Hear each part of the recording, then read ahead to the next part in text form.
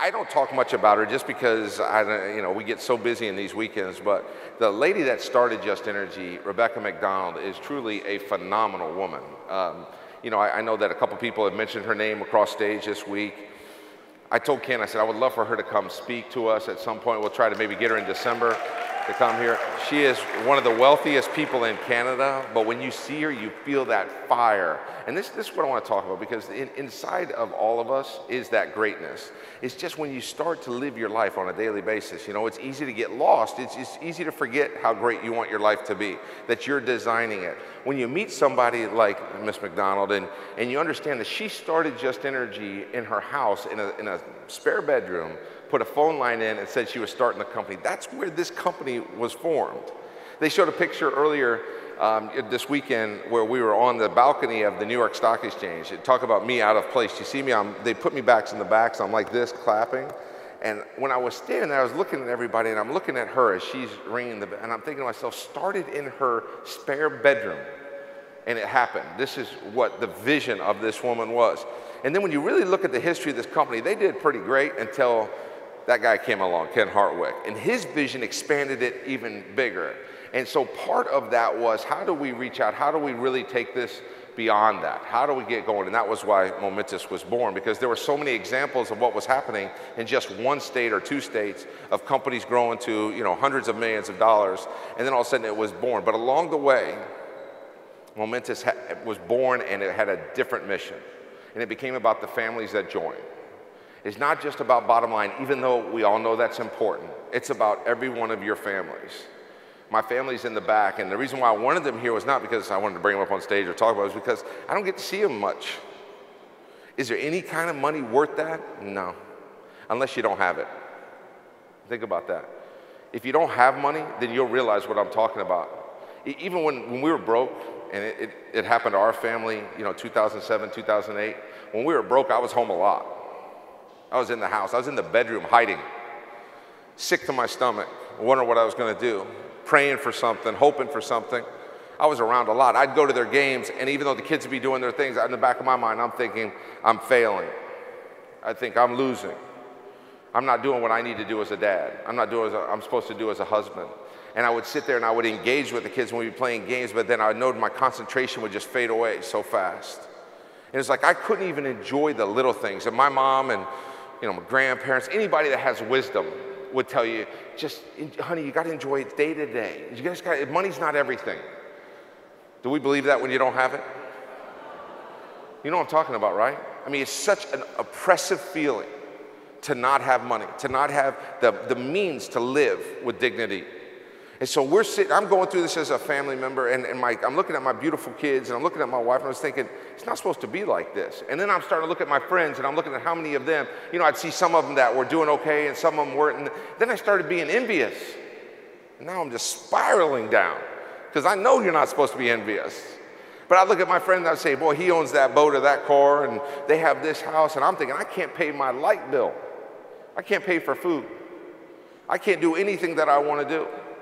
And so I would pray more, and I'd pray more, and I'd pray more, and then I would have people come up to me, and then they start trying to help me, right? And I had people loan me money. I had people that I wanted to start businesses with, and I'd get excited a little bit, but then it was just so much more overwhelming, because you just can't have a little bit of money when you're doing traditional business. You got to have enough money to keep going. And it just seemed like everything I was touching was going back. And then one day I just said to myself, and literally, and this is my point to all of you leaving here, I got honest with myself.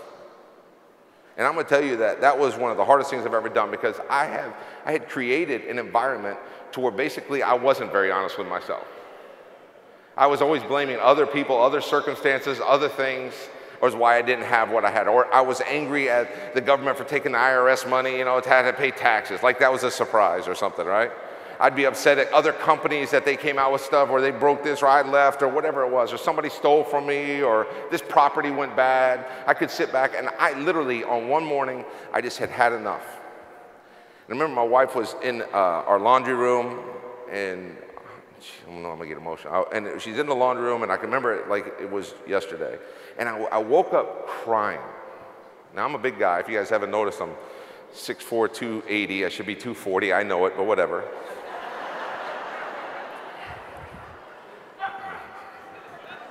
I literally hate my pictures. But anyway, you guys can relate to that too, right? I mean, some of you. I didn't mean all of you, by the way. Sorry. I'm just trying not to cry. So I woke up crying. And I said, it's enough. I was standing in our bedroom, in the bathroom in our bedroom, and I was looking in the mirror, and it was like I was watching somebody else look back. Just that moment of so dramatic and just, God, it was ugly. I mean, I was just thinking, how did I get here? How does this happen to me? It was one of those kids that believed anything could happen. I've been around greatness. I've been around billionaires, millionaires. I've been around. I was like, how the heck did this happen to me? And then I just said, enough. Literally enough. And I walked in shaking, and Amy was doing the laundry. It was amazing how during our lowest times, my wife never wavered on what she was doing. And so when I walked in there, she could have been 10 feet tall. She's not. She's short. But she looked 10 feet tall to me at that moment. And I said to her, man, I said, baby, that's it. Right now, this moment forward, no more. And I remember she was looking at me, she said, are you okay? She thought I was having a heart attack because I was fat.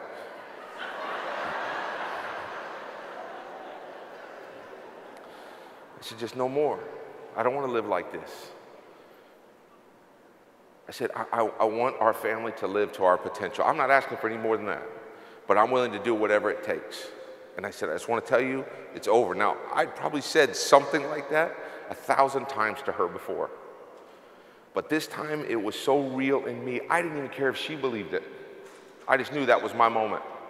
And this was the moment when I was going to change things. And so I looked at the sum equation where I was as a person, and I thought, who the hell do I think I am? That I don't do everything possible to change this for my family. Who do I think I am? Because I was one of those guys that got paid to train people, believe it or not. I was at the top of other companies. And I kept wanting to come and get inserted here and not here into an opportunity. So I said, enough. I will do whatever it takes. So I started in Momentis as an independent rep with our former CEO, a great friend of mine, somebody I miss dearly, Chris Domhoff, who said to me, Andy, I can give you a salary and make you executive vice president of this, whatever. And he said, plus benefits. And I said, no, I just want to be a rep. Because for me, I just said, who the hell do I think I am? That I don't have to do what everyone else has to do. That I don't have to go create something for my family. I stopped lying to myself. It doesn't mean I lowered my expectations for my life. I'm not talking about that. I want all of you to think you have the most abundant life in front of you. That is very much important. I'm just talking about getting there.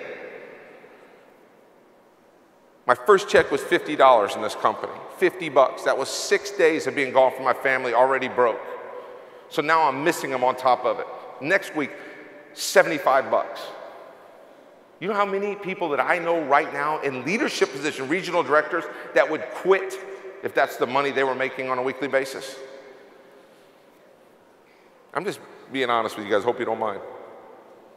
Because I'm going to be it either way. Because without honesty, there's no way we can be blessed.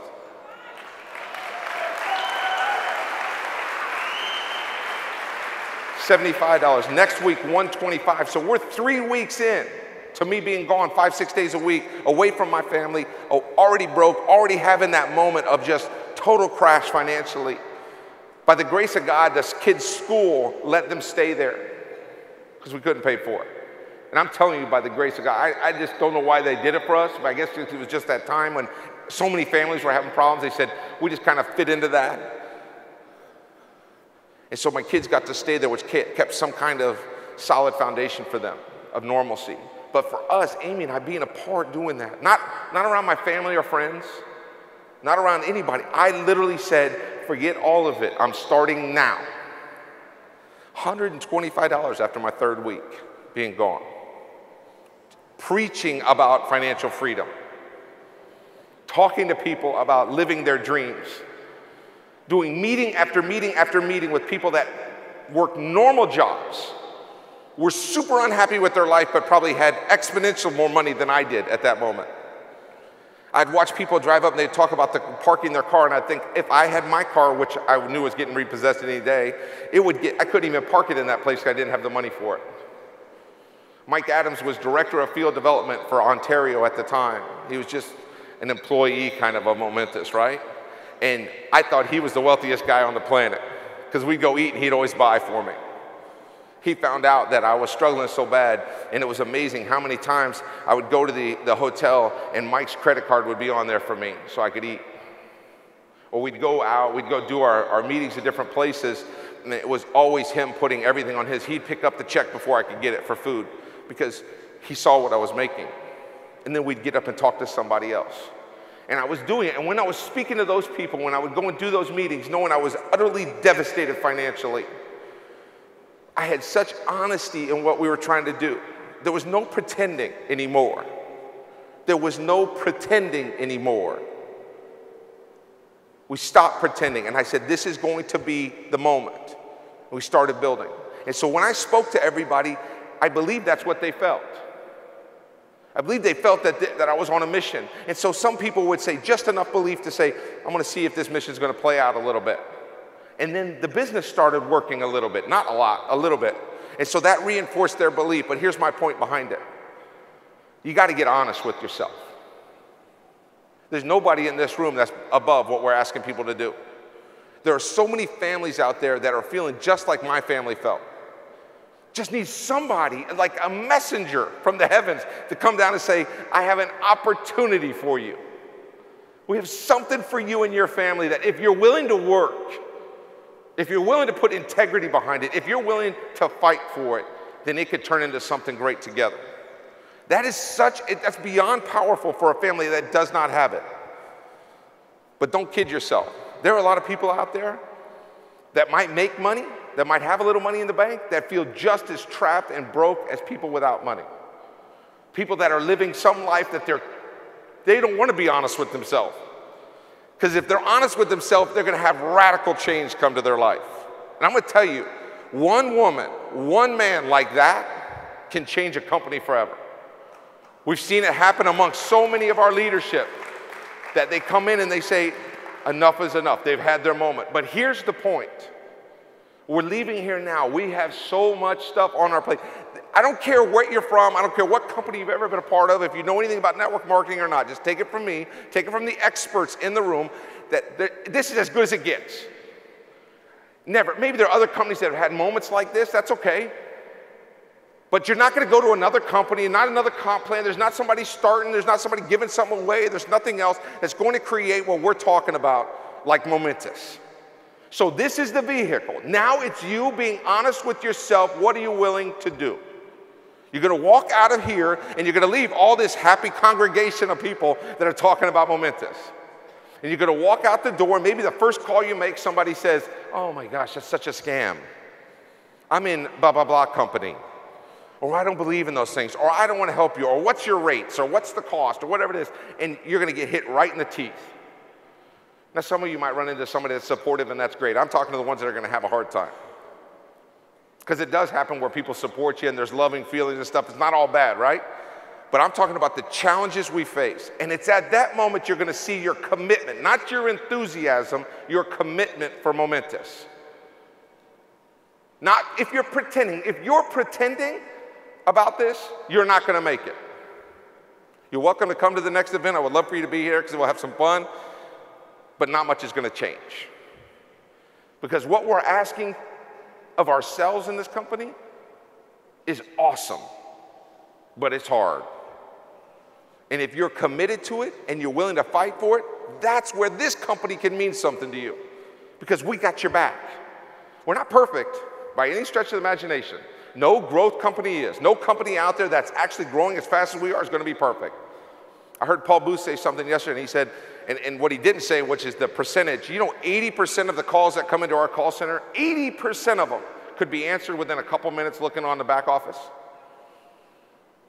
So I know all you people that wait and call, hold, just check out your back office while you're waiting, you'll get your answer. But that's a challenge. For some of you, and this is why Isaac Carr in the group, Mark and Rob and everybody that's over there. You know, Ohio, challenging, man, with the commodity over there. Texas, everybody and their mother's been approached 50 times about customers. New York, they always think you're scamming you no matter what you do in New York. Everybody's skeptical. California, we're waiting for that day when they deregulate electricity, right? Florida, FP&L's got a stranglehold on the industry. We have great leaders there. Every one of you has a legitimate reason, absolutely could be 100% right in why your business isn't going where you want it to go. You can make those excuses or you can make money. And I'm going to tell you, when you look at those examples of success from all those markets, what's different? Why would those people do it and nobody, other people can't? It's in here for all of you. Start with being honest with yourself. Start with that.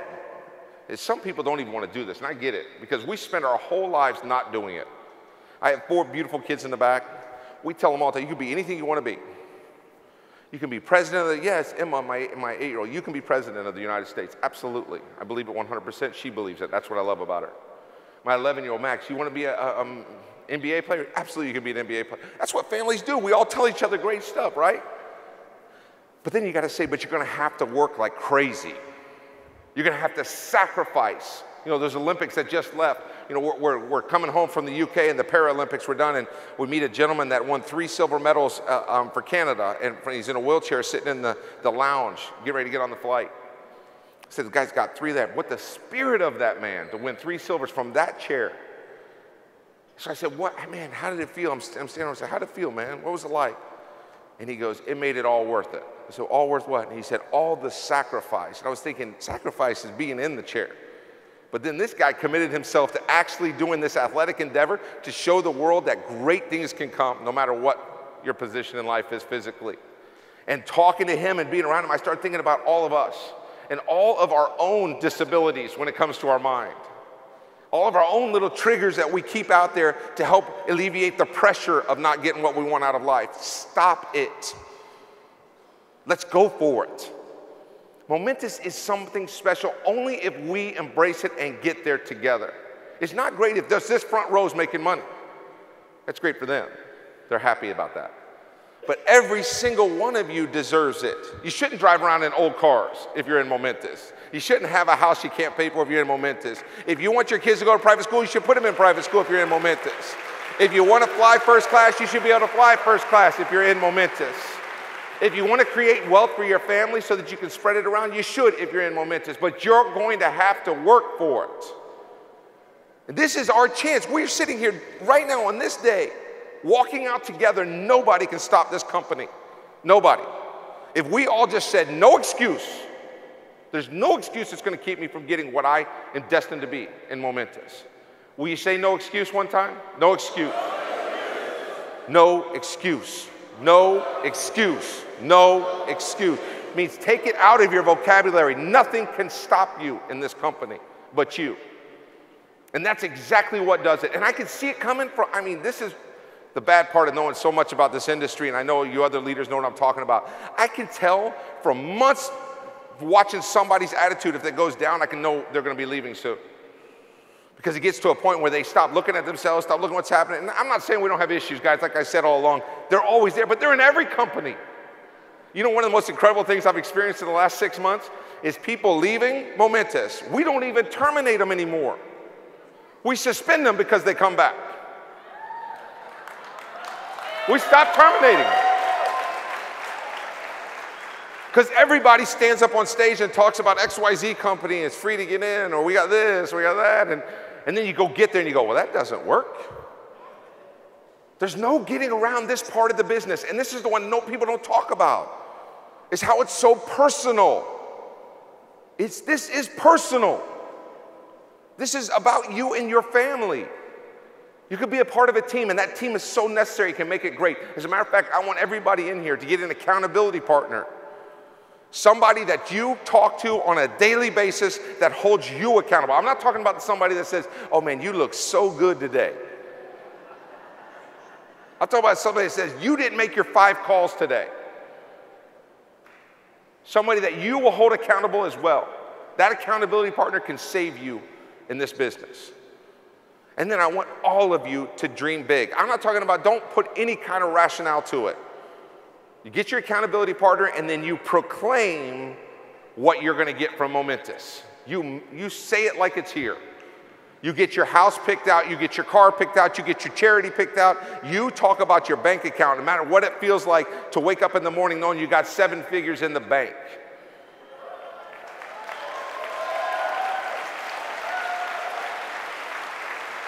Then you talk about it. And you talk about it so everybody hears it.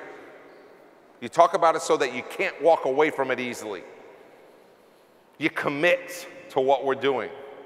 You find it in you. If you're one of those people, and I know they're out there right now going, I'm not money motivated. I don't care about money. I don't. I just care about people. Great. Find whatever it is. Find whatever it is for you, and you commit to it, and you don't back off. So you're going to find an accountability partner. You're going to proclaim what you want from this company 100% and dream big. And then you're going to break it down. And this is what's key. In 90 days from now, just less than 90 days, we're going to meet again in Anaheim, California. And you have to, between now and then, you could have massive change to your life. Imagine right now, and this is the problem with most people, they're so wrapped up in the day-to-day garbage of life and not having money and not having what they need that they don't think long enough to pull themselves out of it. And that's what Ken Hartwick was talking about, the difference between being rich or wealthy, right? It's having a long-term vision. I'm not even asking you to have 5 years from now. I'm thinking just 90 days. Think of the Christmas and the New Year you can have if you'll do what we're talking about. Wouldn't you like to have such an abundant holiday time that you have nothing on your mind but love? It starts right now. It's not when you get there. Everybody's had those holidays. Everybody's had those holidays, New Year's, where the whole thing you write about is, I'm going to change my life financially, because your life is not where you want it to be. So start right now going towards the Anaheim event. And here's how you do it. So you got your 90-day plan. We're going to do monthly events that you're going to build towards. Remember, I told you could get rich if you just get people to events. We're going to have monthly events that we do in all the different areas that we go. We'll have TPC members out. We're going to be out on the road as executives. We're going to have, people are going to be out fighting for this. We'll do big Super Saturdays. We'll do different events that we're doing. And we have a cruise to take in the beginning of November for you, those of you that qualified, which we'll be releasing this week. But then so you have those monthly events you're building towards. That comes from your weekly activity. Meaning that if you want to have a big Super Saturday, you got to work during the week, the whole month leading up to it. And then that breaks down to every single week, whether it's a meeting or a training, that's an event. And you break it back down to your daily activity. And this is where you can manage it. If I told all of you, you need to promote 2 positions between the next 90 days, some of you'd go, I'm out. Most of you go, okay, I'm in. What is he, crazy? I'm going to go from regional director to international director in 90 days? It just doesn't even seem possible. But if I told you exactly what you have to do on a daily basis to get there, then you could manage it. The problem is we have these 90-day goals. We think about monthly building, but we forget about it's every day counts. Every day matters. One day at a time. Today is, you don't walk out of here and it's 1 o'clock or 12:30, whatever it is, you go, I'm done for the day. It begins now. Maximize every day. Watch what you're doing. Here is the most profound thing anybody can say from this stage when it comes to production. People will do what you do, not what you say. They'll do what you do, not what you say. If you're not working, if you're pretending, guess what your group's going to do? Everybody's going to come to the meeting looking good, but they got no check coming that week. Everybody's going to be talking about how big this company's going to be, but they're not even engaged. You find somebody that goes to work and watch how they build the activity in a group, but you have direct result. You can do it by deciding you're not going to rely on anybody else. You're going to be so honest with yourself that you are going to make it happen for you. I've told my leadership this, I'll tell people now. If everybody left tomorrow, I'm building Momentis. That's my attitude from day one. I will build it. I'm not going to stop until it gets done. You need to have that exact same attitude in you. Every single day, you maximize it, you stay committed to it. And as we roll out these different services, as we have these programs come online, as our company gets recognized, as you get recognized, as it grows, you're going to be caught up in that magic word of momentum. having Steve Smith stand up there and talk about the power of momentum. We're not talking about from somebody who read it in a book. You're talking about a gentleman who made millions of dollars a month. I love when he says, you should try that. Okay. But you need to have momentum to get it. You can't just do it on your own. And it's coming. And this is what scares me to death, is that your family, you guys are gonna miss it because of something I said. Or you're gonna miss it because we don't answer the phone fast enough. Or you're gonna miss it because our rate is half a penny more than somebody else. Or you're gonna miss it because you get bogged down in the garbage of it rather than the productivity of it. Man, I don't want you to miss this. I can see it like it's already here a year from now. I can see it 2 years from now. I can see 5 years from now when we do stadium events. This will be a breakout session at our big events, this size right here. This will be something about one of you TPC members, that you future TPC members will be training on invitation to this group here, and they'll run one group after another. And the kind of wealth we're talking about is staggering just because of the numbers, the size of what we're doing. But it's gonna take you to fight for it. Every single event I talk about fighting for it, and then I go, where'd they go? Where'd she go? What happened? What happened? They left there and then they were so excited and then they left. It's because they weren't committed and they didn't know what to do. Does everybody have their mission? You're gonna find an accountability partner. You're gonna proclaim exactly what you want out of Momentis in the biggest way possible. You're gonna make so everybody knows about it, so you just can't hide from it when you're not in the mood, when you don't feel like it. You're gonna use all the events that we do. You're gonna use the monthly, the weekly, but you're going to maximize your daily activity. Just one day at a time, you're gonna make it count. My wife and I sat in that laundry room and had our moment. When I was hugging her and I was done, I was walking away, I felt different. I know she probably didn't. She's probably thinking, oh my gosh, I hope he's serious this time. I hope he makes this happen. I'm sure it's something she was thinking about. I've heard that so many times. She'll tell you different. She's an amazing lady, but I felt different because I had hit rock bottom for me. And from that moment forward, my life has changed. It didn't happen overnight. It took time to build. But because I was searching and working so hard for it, opportunity came, we maximized it, and we're still doing that. Every day I wake up, I still feel this. You know, when you have had something like that happen, you're scarred. I flinch from it when I think about it. I still look at my account every day just to make sure the money's there. I still think about my house. I still think about my cars. I still park between things so they can't tow things. You don't laugh too hard. They know you're doing it too. Yeah, right there. He's doing it. This is our chance. We got to come together. This is the moment right now. The moment is now. You and your family, our family, we become one and we go to work. With or without you, this is going to happen. Please let it be with you. This weekend has been such an awesome weekend. Now, I'm done, but I'm going to say one thing.